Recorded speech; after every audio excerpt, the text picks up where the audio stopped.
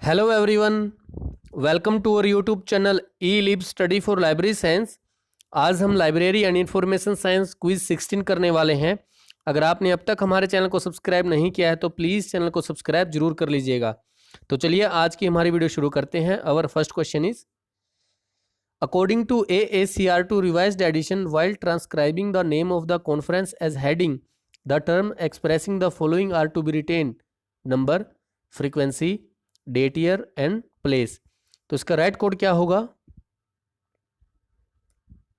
Right code is D, first, third and fourth, but not second. देखिए, जब हम conference के लिए मेन एंट्री बनाते हैं तब हम उसमें फ्रीक्वेंसी को शो नहीं करते हैं, और कॉन्फ्रेंस की जो मेन एंट्री बनती है उसके लिए मैंने स्केलेटन यहाँ पे शो कर दिया है। तो सबसे पहले हम कॉन्फ्रेंस का टाइटल को लिखते हैं, उसके बाद कॉन्फ्रेंस का नंबर हम लिखते हैं, उसके बाद उसका ईयर और उसके बाद उसका प्लेस हम लिखते हैं। कई बार एग्जाम्स में पूछ लिया जाता है कि इनकी राइट सीक्वेंस क्या है। तो सबसे पहले हम नंबर को लिखते हैं, फिर ईयर और फिर प्लेस। और ये स्केलेटन हमने कहाँ से लिया है? इग्नू के नोट्स से लिया है। तो फर्दर स्टडी के लिए आप इग्नू के नोट्स को भी रीड कर सकते हैं। और next question is what will be the correct sequence of books on the shelf bearing the following class number built according to colon classification 7th edition. Very important question. तो इसका right code क्या होगा? Right code is C. देखिए, ऐसे questions को solve करते समय सबसे पहले आपको कनेक्टिंग सिंबल्स का याद होना बहुत ज़रूरी है। और यहाँ पे मैंने कॉलन क्लासिफिकेशन 6th एडिशन और कॉलन क्लासिफिकेशन 7th एडिशन के सभी कनेक्टिंग सिंबल्स को शो कर दिया है इन असेंडिंग ऑर्डर। तो आपको इन दोनों जो ये एडिशंस हैं इन सभी के कनेक्टिंग सिंबल्स याद होने चाहिए इन असेंडिंग ऑर्डर।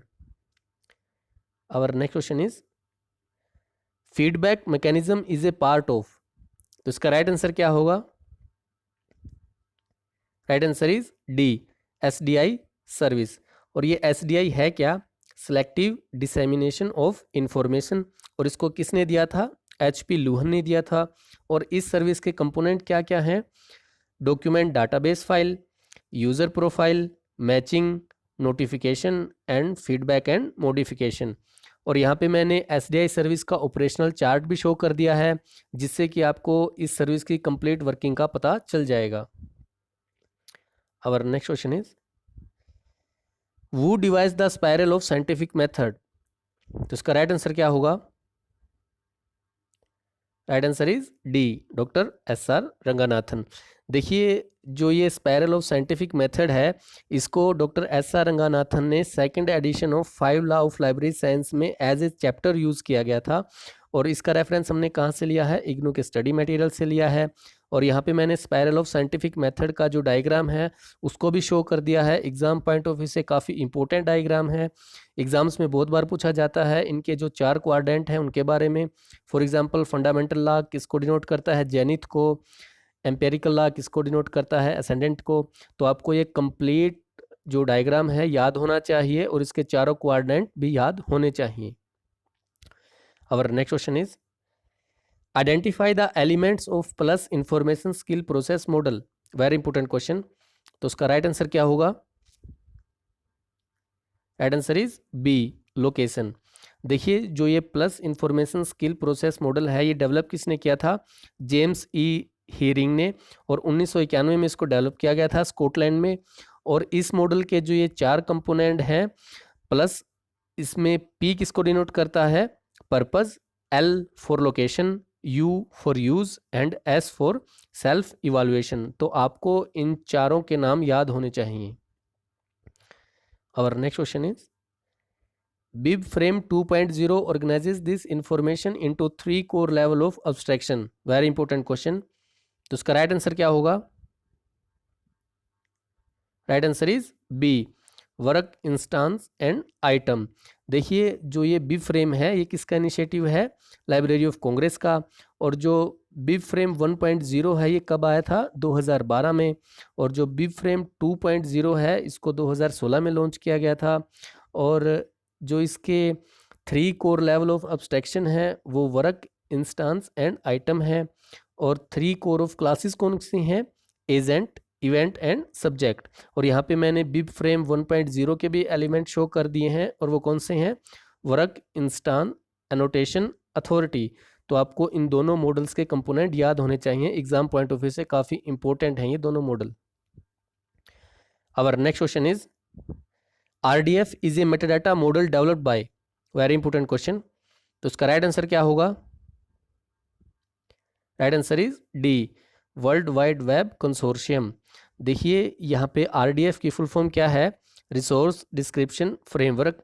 अगर आपको इस मेटाडाटा के बारे में ब्रीफ में स्टडी करना है तो आप इस पैराग्राफ को भी रीड कर सकते हैं।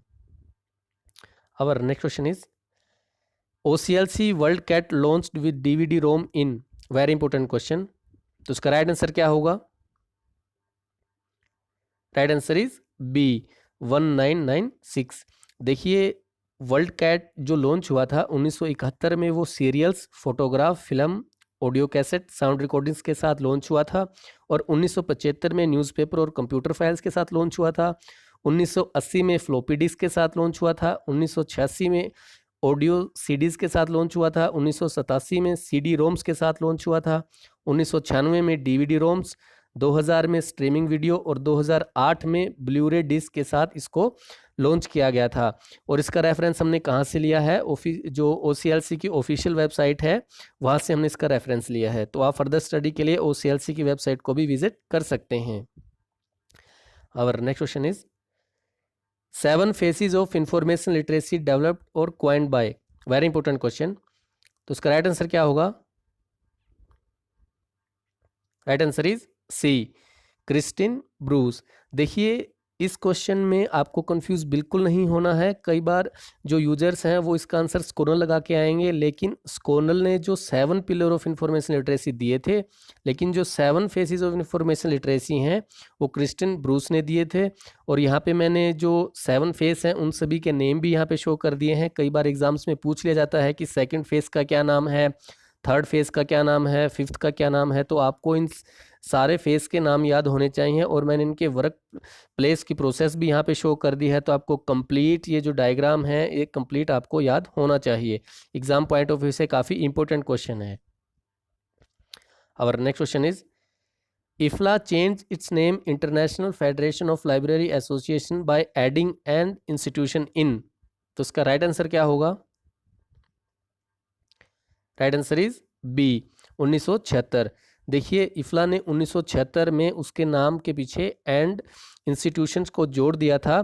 और इसकी इन्फॉर्मेशन आपको कहाँ पे मिलेगी? जो IFLA की पब्लिकेशन सीरीज़ है 10, और उसका नाम क्या था? IFLA first 50 years achievement and challenge in international librarianship. और इसको किसने पब्लिश किया था? DE ग्रेटर ने। Thank you. अगर आपको हमारी वीडियो अच्छी लगे तो वीडियो को लाइक, शेयर, कमेंट जरूर कीजिएगा और हमारे चैनल को भी सब्सक्राइब जरूर कीजिएगा। Again thank you so much.